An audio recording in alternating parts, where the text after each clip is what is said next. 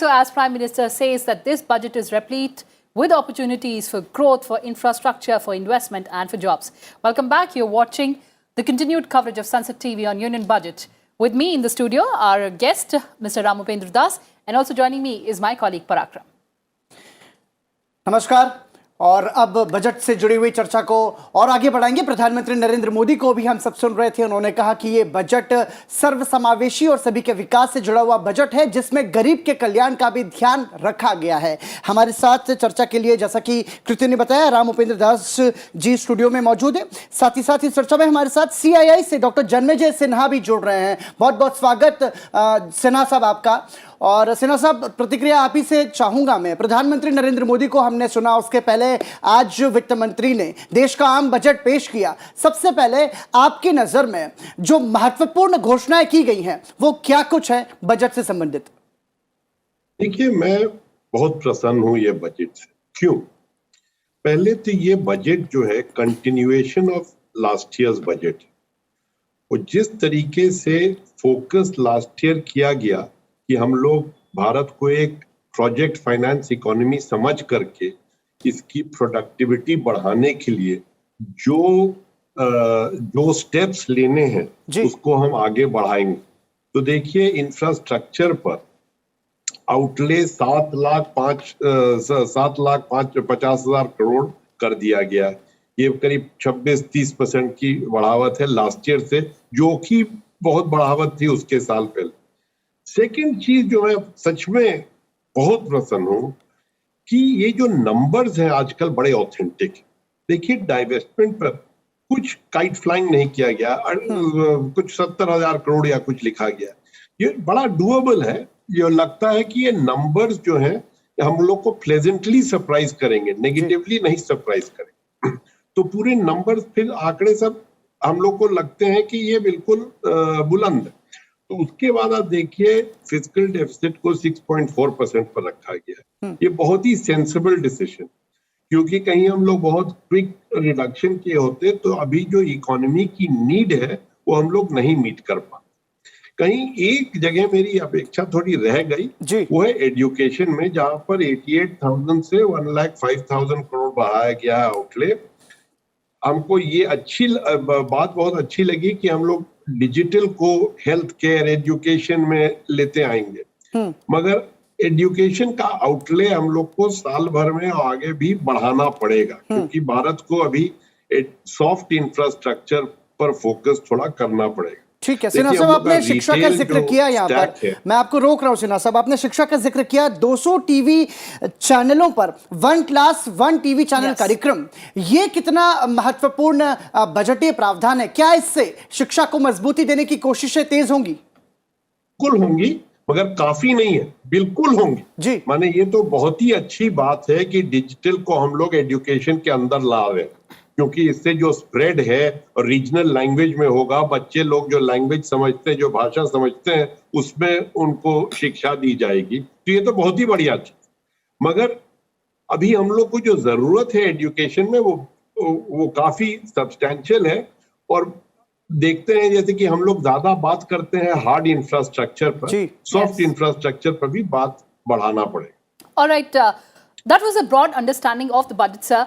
But talking about corporate India, I'd like to understand, Mr. Sinha, the corporate surcharge has been reduced from 12% to 7%.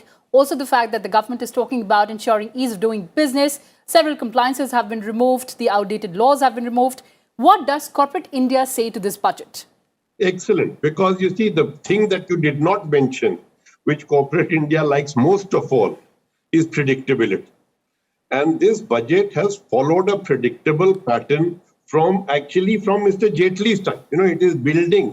So when a corporate sector benefits from predictability and improvement, so the ease of doing business is a very, very welcome step. And even more than that, the fact that now corporate balance sheets are much better, bank balance sheets are much better. So the capital cycle is going to start from even the private sector, which is a very important thing, because it will not just be the government pushing infrastructure, it will also be that the private sector is ready now to start investing. All right, so private investment, sir, also the fact that there's public investment, the impact on growth and job creation. So, if you see the experience worldwide, you would realize that there is crowding in effect when there is public expenditure in various areas. So, for instance, if the government chooses an area and invests, that itself creates demand for various, products. So, for instance, if you build road, you will be demanding construction material. You would be demanding services of architects. You would be requiring services of civil engineers and many other engineers, mechanical engineers, heavy equipments. So what happens because of this focus and this much of outlay in a particular infra project, public expenditure by the government, the private sector starts anticipating that these are the products, these are the services that we are going to be demanded. And therefore, this logic actually acts as a magnet whereby private investment starts crowding in. Crowding in need not be necessarily in the same area where public investment is taking place. It could be in the related areas. And therefore, when you add public expenditure with private expenditure in various related areas, the multiplier effect in terms of job creation and also the overall domestic economic activity, which generates income, ultimately gets aggregated to GDP. GDP is what? I mean, GDP is an aggregation of individual income. ठीक है, लेकिन रामउपेंद्र दास जी, आपने यहाँ पर नौकरियों का जिक्र किया और हमने देखा कि मेक इन इंडिया के जरिए 60 लाख लोगों को रोजगार देने की कोशिश की जो बात कही गई है, वाकई में बेरोजगारी एक बड़ी चिंता है भारत जैसे देश के लिए, और उसमें कोरोना की स्थिति ने उस संकट को और ज्यादा बढ़ाया है। कृति, आप सहमत होंगे इस बात से? तो ये कैसे देखेंगे कि ये जो कोशिशें की गई हैं, इससे क्या बेरोजगार की समस्या का कुछ हद तक समाधान हम उम्मीद कर सकते हैं? Also, to add to what Parakram said, this was an unprecedented crisis, not only for India. The global policy makers, this was this debilitating impact of the pandemic. We've never seen that before. Disruptions in the global supply chain, travel restrictions, uncertainty in certain quarter of the world. This is a difficult time. Yes. So, given this constraint against which this budget has been presented, whereby your domestic economy is also linked with international economy. Absolutely. So you also are doing this in some of the dimensions of international level constraints as well. Therefore, I would caption this budget also to be very bold budget. Because, the kind of temptation for adopting short-term measures in such a scenario is not easy to withstand, and therefore focusing on the fundamentals and futuristic growth and employment generation becomes very important. All right, Mr. Das, that's a very important point that you're making. Just hold that thought there. Sure. Also joining us through virtual platform, Dr. Naresh Trehan. He's Chairman and Managing Director of Global Health Private Limited, and he's also representing CII on our panel. Dr. Trehan, welcome to Sansad TV, and thank you so much for joining us. Thank you. Well, all this while we've been talking about the rollout of the vaccination for the COVID-19 pandemic. But now today we got the economic vaccination as well. Your take, sir? So, as far as the allocation for healthcare is concerned, it was increased by 16% and now it's reached 88,000 crores, which by itself is not, moving towards that 2.5 goal that we have been talking about, but not a giant step for that. But at the same time, there were some things that are positive, which is one is the skilling part, that there's a portal now being created for skilling because we need a lot of human capital for enhancement of the healthcare services. The second is the creation of the national health stack, basically in which we can have all the registry of all the hospitals, we can have progressively go towards the electronic medical record, transportability, all those things. So that's very important. The third thing was more sensitivity towards people's mental health. Yes. Because of the fact these 2 years have caused a huge burden on people, that there has been a lot of cases where people have got very disturbed. And I think that will help to get this kind of ability to access help on the net. So that's, I think, is a very sensitive things to do, no question. But as far as hardcore infrastructure is concerned, we had some expectations because, this pandemic has taught us that the entire ecosystem is such today that we expect more and more waves of these virus attacks or other sort of bacterial attacks and all coming our way in the future, because there has been at the edges, the ecosystem has been frayed. So now, to be prepared for that, as we saw in our second wave, it was institutions like Medanta and other hospitals like us who actually saved the day by being able to deliver the highest end of care and save hundreds and hundreds of lives. So now we need to not forget that lesson.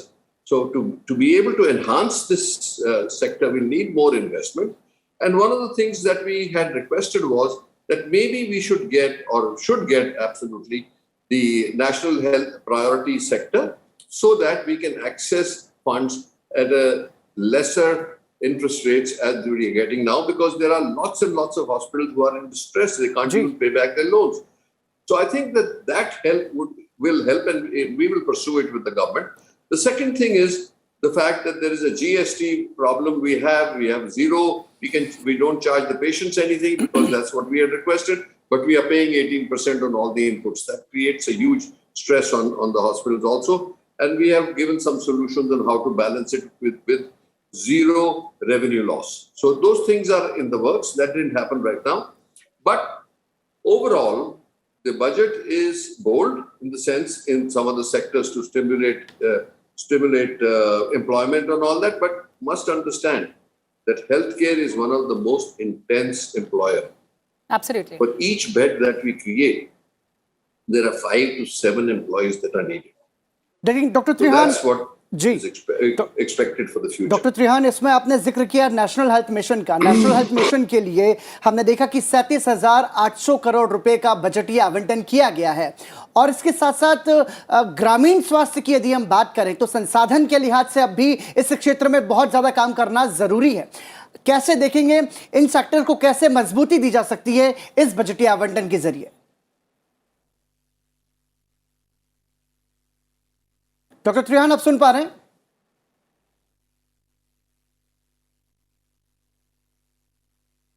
Doctor Trehan से दोबारा से जुड़ने की कोशिश करेंगे, लेकिन राम उपेंद्र दास जी, यही सवाल मैं आपसे भी करना चाहूंगा, क्योंकि ग्रामीण स्वास्थ्य का ध्यान रखा जाना बहुत जरूरी, क्योंकि संसाधन की जो समस्या है उसमें हम देखते हैं कि वो बहुत संकट का सामना करते हैं। तो आपको लगता है कि नेशनल हेल्थ मिशन और आयुष्मान भारत तमाम सारी ऐसी योजनाएं हैं जो कि देश के स्वास्थ्य का ख्याल बेहतर तरीके से रख सकती हैं? जी, बिल्कुल सही आपने कहा। मैंने शायद इसके बारे में पहले भी एक बार जिक्र किया था कि हमें इस बजट को आइसोलेशन में नहीं देखना चाहिए। हमें इस बजट को जो गत वर्षों में जो बजट आए हैं और जैसी विकट परिस्थितियां आई हैं जिसमें कि हेल्थ सेक्टर ही तो फोकस में रहा, ठीक बात, सबसे ज्यादा, तो ऐसे परिप्रेक्ष्य में इस बजट को देखना अच्छा होगा। बहुत सारी ऐसी चीजें भी होती हैं और जो इस बजट में हैं जो कि शायद एकदम से आप ये नहीं कह सकते हैं कि ये हेल्थ सेक्टर के लिए है, लेकिन जैसे एक छोटा सा उदाहरण लूं, अगर हम अपने ग्रामीण क्षेत्र में सड़क की योजना का क्रियान्वयन कर रहे हैं और उस सड़क की वजह से वहां जो अस्पताल पहले विषम परिस्थिति में कोई नहीं पहुंच पाता था, अब आसानी से पहुंच सकता है कुछ किलोमीटर दूर जो है, तो मुझे लगता है कि उस हिसाब से वो सड़क भी स्वास्थ्य सुविधाओं को प्रदान करने में सहायक सिद्ध हुआ। तो कई बार क्या होता है कि बहुत कुछ एकदम से स्वास्थ्य से जुड़ा नहीं होता है, लेकिन वो उसको इंटरलिंक होता है। और हमने देखा कि इंफ्रास्ट्रक्चर पर भी ज्यादा जोर दिया गया है। लेकिन डॉक्टर तिरहन जो कह रहे हैं, वो अब जो कि कह रहे हैं, तो उस पर भी हमें विचार करना आवश्यक है। ठीक है, लेकिन राम उपेंद्र जी, इसके साथ साथ यदि हम संभावनाओं को तलाशें देश के विकास की, तो उसमें यदि इंफ्रास्ट्रक्चर पर केंद्रित होता है ये बजट, तो हम ये देखते हैं कि रोजगार बढ़ने की संभावना उसके जरिए ज्यादा होती है। साथ ही साथ प्रधानमंत्री आवास योजना के तहत कोशिश ऐसी है कि 80 लाख परिवारों को अपना छत दिया जा सके। ये सपना, जो तमाम सारे ऐसे प्रयास है, क्या ये गरीब तबके के लिए एक नए भारत की तस्वीर को उजागर करते हैं क्या? देखिए, ये प्रश्न शायद आपने पहले भी पूछा था और मैं उसका उत्तर नहीं दे पाया था। जो 60 लाख रोजगार की बात भी आपने करी थी। आप अगर ये आवासीय योजना और प्रधानमंत्री गति शक्ति योजना के जो 7 इंजन की बात कही गई है, जहां पे railway, port, aviation, civil aviation, road, logistics सब की बात है, और उसको एनर्जी एफिशिएंट वे में आईटी इंफ्रास्ट्रक्चर से जोड़ते हुए आप सोचिए कि ये गेम चेंजर एम्प्लॉयमेंट जनरेशन, रोजगार पैदा करने के लिए कैसे हो सकता है। जब ये योजनाएं क्रियान्वित की जाएंगी, वो भी डिजिटल प्रोग्राम पे, तो आपको अनस्किल्ड, सेमी स्किल्ड और स्किल्ड सभी तरह के ह्यूमन रिसोर्सेज को एम्प्लॉय करने की आवश्यकता होगी, वरना आप ये बनाएंगे कैसे? Absolutely, sir. Absolutely, sir. Also joining us through virtual platform is Mr. Ritesh Agarwal. He's founder and CEO of Urval Stays Private Limited. Welcome, Ritesh, and thank you so much for joining us on Sansad TV. Thank you. Thank you so much for having me here today. Well, Ritesh, it is said that an idea is probably more powerful than all the armies in the world put together. You have actually exemplified that. Ritesh, tell me, this budget and startups, what are the new avenues? What does this budget say for the startups?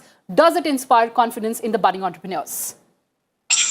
Absolutely. First off, there is a great opportunity in this budget where it has allowed for thinking with a 25-year view rather than that of a view which is 1 year or 2 years. It's a long-term investment.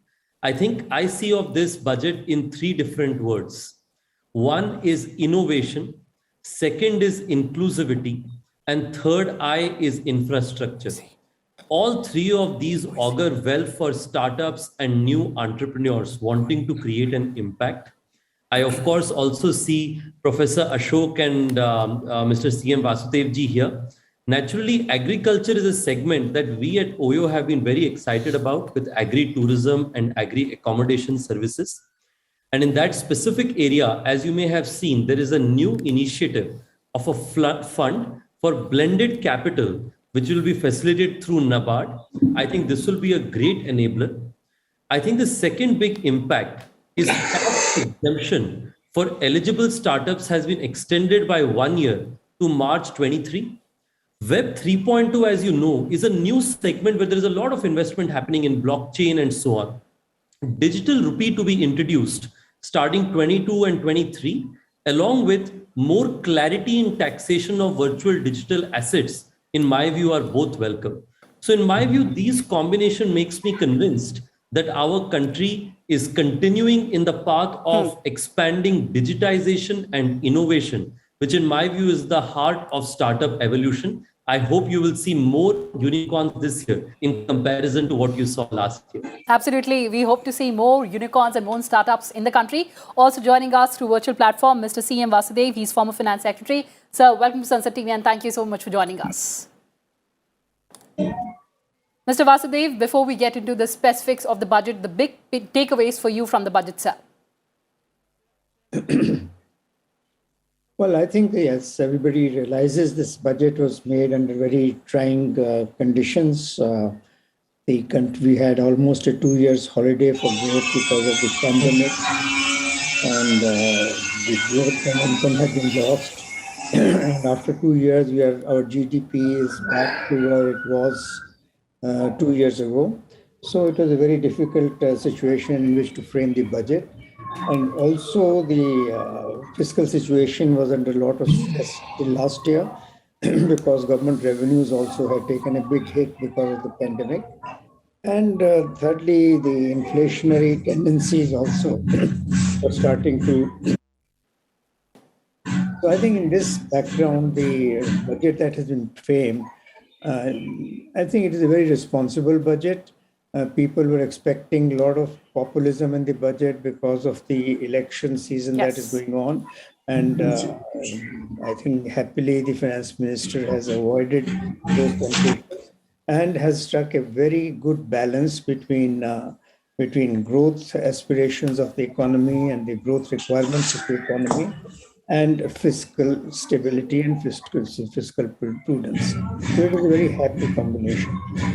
The fiscal prudence is evident from the fact that the fiscal deficit, which was projected to be 6.8% during this current year, and now it is supposed to be around 6.9% at the end of the year, as per the revised estimates, And next year also, the finance minister has projected fiscal deficit of 6.4%, which is a very good thing. So fiscal stability in these times of inflationary pressure, which are looming large globally, I think was very ठीक है, sir. important. Absolutely, sir. So, and for it is- Akram, there's fiscal stability and fiscal prudence as well. बिल्कुल ठीक है। और कृति, इस चर्चा में हमारे साथ एग्रो फाउंडेशन के निदेशक डॉक्टर अशोक विशन दास भी जुड़ चुके हैं। विशन दास साहब, बहुत बहुत स्वागत आपका। सर, सीधा सवाल मेरा, कॉर्पोरेट सेक्टर की बात करें तो जो प्रावधान किया गया है उसमें जिस तरीके का डिडक्शन की बात कही गई है 18% से 15% की, ये कितना बड़ा बूस्टअप साबित हो सकता है? कैसे इससे मदद मिल सकती है कॉर्पोरेट सेक्टर को बढ़ने में? हेलो जी विशन दास जी, आपको मेरी आवाज आ रही है? बीच बीच में कट रही है, मैं पूरी तरह से आपका क्वेश्चन नहीं समझ ओके सर, मेरा सवाल कॉर्पोरेट सेक्टर से रिलेटेड था, जिसमें 18% से 15% का जो टैक्स डिडक्शन की छूट जो जिस तरीके से दी गई है, ये कैसे कॉर्पोरेट सेक्टर को मजबूती दे सकती है? सर देखिए, ये कॉर्पोरेट सेक्टर को ये 3 जो परसेंटेज पॉइंट है काउंट किए, उससे बहुत शक्ति मिलेगी। और ये जो बजट है ना, this will I mean corporate sector is one part. Sorry, am I audible? जी सर, आपकी आवाज आ रही है, बोलिए सर।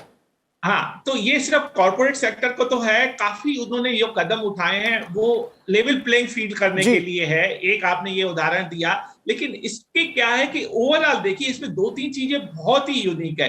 एक, इलेक्शन के टाइम पे उन्होंने कोई भी ऐसा पॉपुलिस्ट एलिमेंट नहीं दिया। It is balance, forward looking, और ये जो है ना ग्रोथ लेड है, and this will take and accelerate the growth. It will accelerate the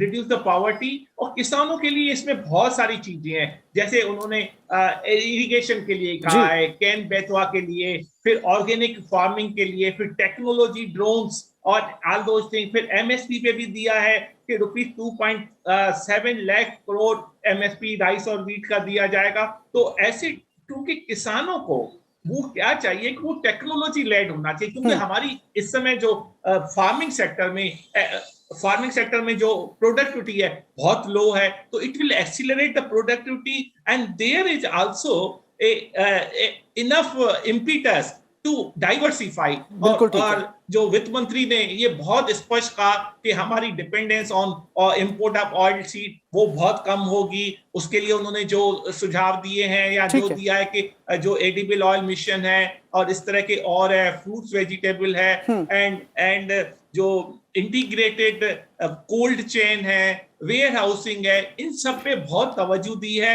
which will result. हमें ये बहुत ध्यान रखना होगा कि जो अर्थव्यवस्था है हमारी, अगर उसको हम 3 भागों में बांटे, तो एक प्राइमरी सेक्टर है एग्रीकल्चर, दूसरा है मैन्युफैक्चरिंग, तीसरा है टर्शरी। तो जब तक हम प्राइमरी सेक्टर यानी कि कृषि में हम डिमांड नहीं जनरेट करेंगे, और वो डिमांड कहां से जनरेट होगी? जब उनकी इनकम लेवल बढ़ेगी। तो हमें प्रोडक्शन पे ज्यादा तवज्जो नहीं देना है कि 300 मिलियन टन या 310 मिलियन टन हमारा प्रोडक्शन हो गया फूड ग्रेन का। तो उसमें बहुत खुशी की या बहुत गर्व की बात नहीं है, बहुत अच्छी बात है, लेकिन उससे किसानों की आय कितनी बढ़ी, वो सबसे मुख्य बात है। तो जब किसानों की आय बढ़ेगी तो उससे डिमांड जनरेट होगी, उससे जो मैन्युफैक्चरिंग सेकेंडरी सेक्टर है, टर्शरी सेक्टर है, वहां पे उनकी भी ग्रोथ होगी। तो मेरा ये मानना है कि अगले करीब 25 सालों में 2037 तक, और ये जो टर्बो चार्ज हो जाएगा हमारा कृषि क्षेत्र, फार्म सेक्टर, और उससे क्या होगा? और एक चीज और, मेरी जो स्टडी है,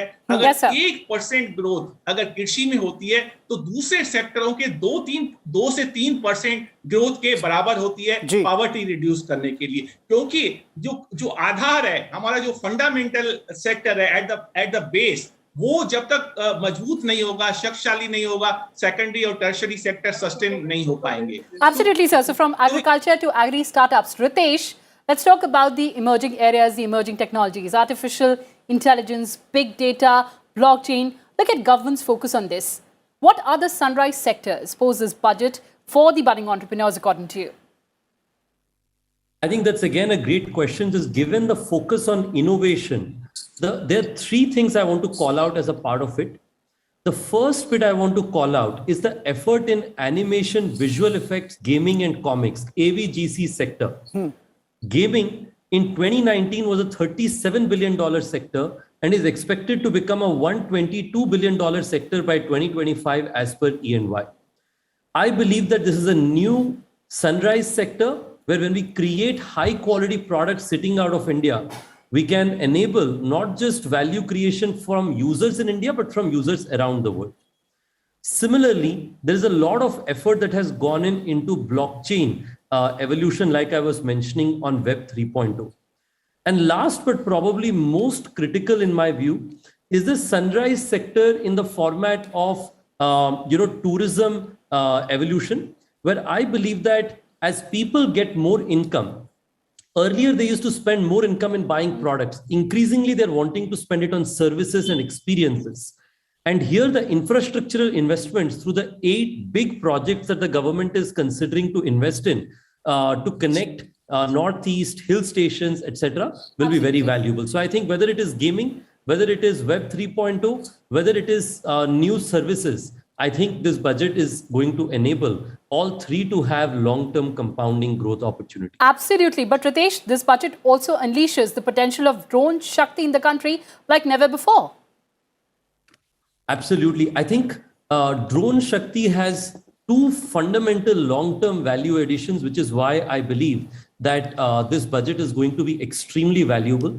The first, as you have seen in the times of COVID, we consistently saw that drone Shakti was valuable to make sure medicines and things were enabled in far-flung areas, which is hard to travel by roads or other infrastructural services. So I think drones will enable not just reach to locations that were never enabled earlier, even in areas such as agriculture, mountains, and various other locations. We believe that drone Shakti will enable impact along with long-term innovation, where India can in the future also export its technology-based innovations in this ecosystem of drone Shakti. And I like the drone rules of 2021, which have enabled this along with the latest efforts in the drone Shakti in the latest budget. Right.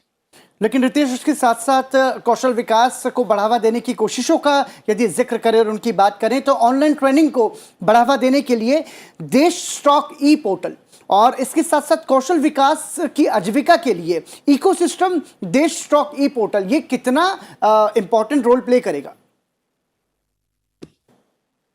ये मेरे लिए है sir सवाल जी। देखिए, सबसे पहले तो अगर आप देखें कि भारत में जो भी डिजिटाइजेशन के अंदर में एनेबलमेंट आई है, इसमें अगर आप जैम्स ट्रिनिटी के हिसाब से देखें, हर चीज पे कंपाउंडिंग रीच पड़ती है, ज्यादा लोगों तक सर्विसेज पहुंचाने का सबसे अच्छा तरीका होता है पोर्टल के द्वारा, और एफिशिएंसी मिलती है उसके साथ में। जैसे कि आप सोचें जेम्स पोर्टल, जैसे ही जेम्स पोर्टल आया, जेम्स की तेजी of growth is better than कोई भी और ई कॉमर्स योजना से ज्यादा तेजी से जेम्स ग्रो कर रहा है, उससे एफिशिएंसी भी आती है। उसी कारण से मुझे लगता है कि जैसे एजुकेशन में आप कहें या फिर ट्रेनिंग में कहें या स्किल्स में कहें या इवन हेल्थ केयर पे, जैसे आज टेली हेल्थ केयर के ऊपर में प्रोजेक्ट आया है, मुझे लगता है इन सब से भारत में कॉमन इंसान के पास में इन सारी सर्विसेज का रीच बहुत बढ़ेगा और उसके साथ साथ जॉब्स की प्रावधान में बड़ी तेजी आएगी। जैसे हमारी जैसी कंपनियां हैं, हर ओयो होटल को हम शुरू करते हैं, उसमें 6 नई नौकरियां शुरू होती हैं। मुझे लगता है कि इन पोर्टल्स के द्वारा लोग ट्रेन होंगे, स्किल होंगे और उसके साथ साथ उन्हें ज्यादा नौकरियां मिलेंगी और ये इंक्लूसिविटी का बढ़ावा हमारे देश में लेकर के आता है। Absolutely, and as you're saying, the focus of course is on ensuring ease of living for the citizens of India. But Mr. Vasudev, we're looking at this growth of 8%, 9%. We're talking about growth and recovery and job creation.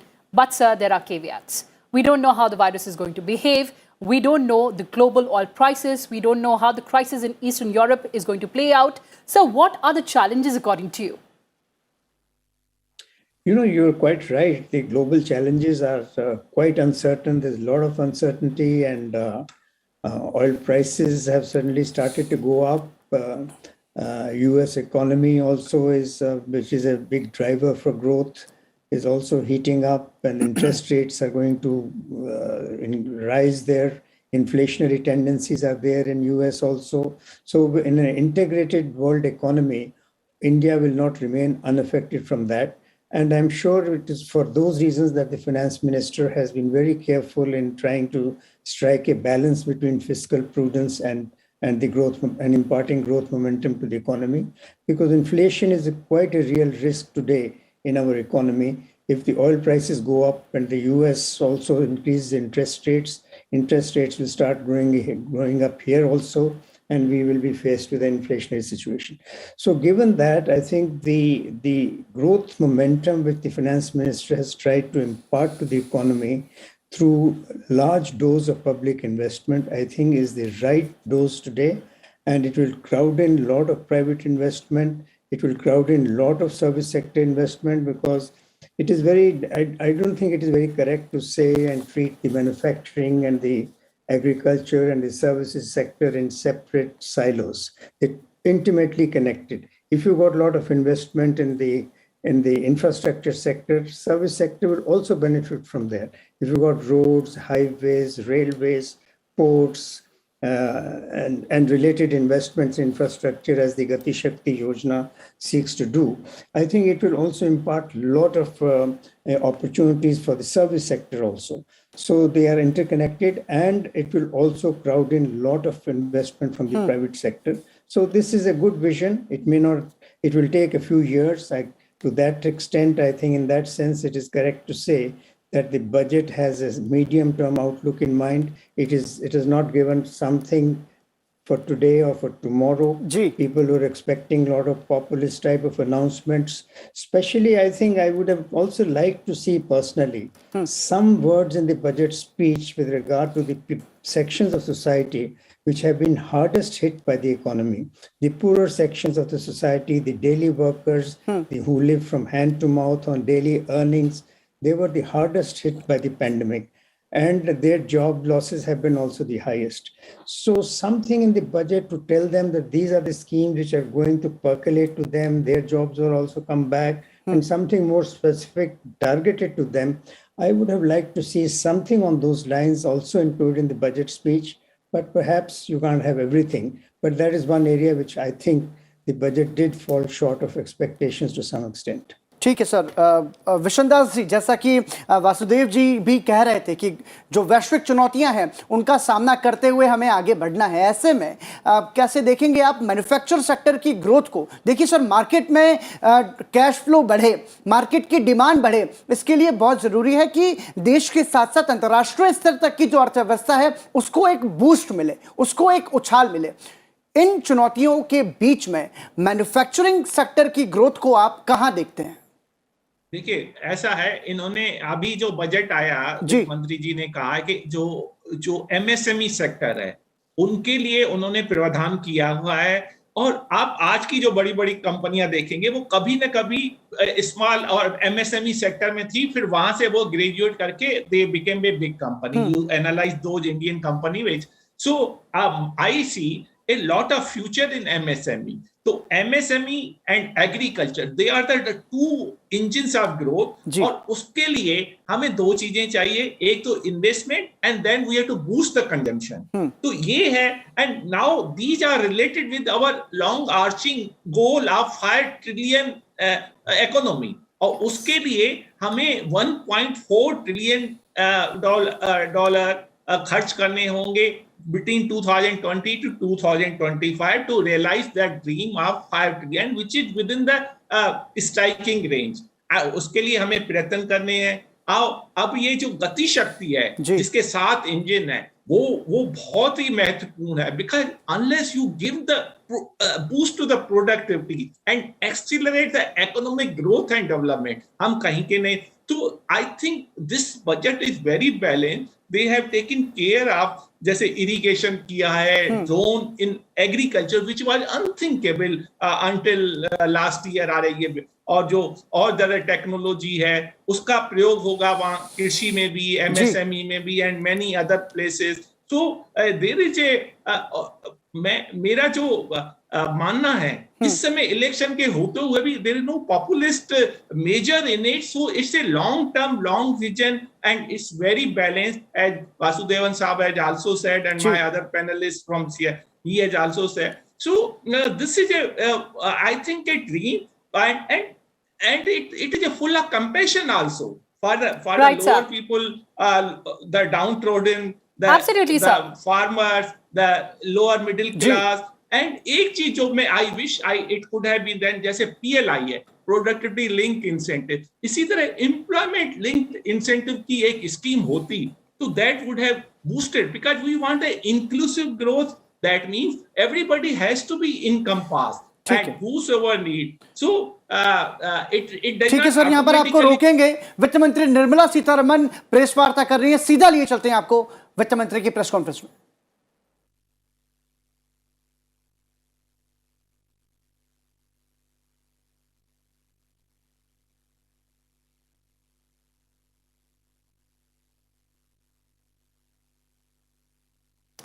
All right, so Finance Minister there for the press conference, Parakram.